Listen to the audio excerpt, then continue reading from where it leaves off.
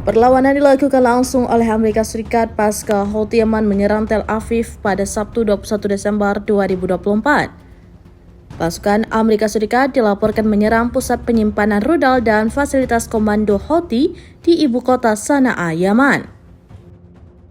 Dilansir dari AFP, pasukan Amerika Serikat juga menembak jatuh beberapa pesawat nerawak Houthi dan rudal jelajah anti kapal di atas Laut Merah. Hal ini dikonfirmasi oleh Komando Pusat Amerika Serikat CENTCOM dalam sebuah pernyataan. CENTCOM mengakui bahwa serangan Amerika Serikat ini adalah dukungan bagi koalisi Washington yang digempur oleh Houthi. Diketahui pada Sabtu 21 Desember 2024, pasukan Houthi Yaman menggempur Israel, tepatnya Tel Aviv.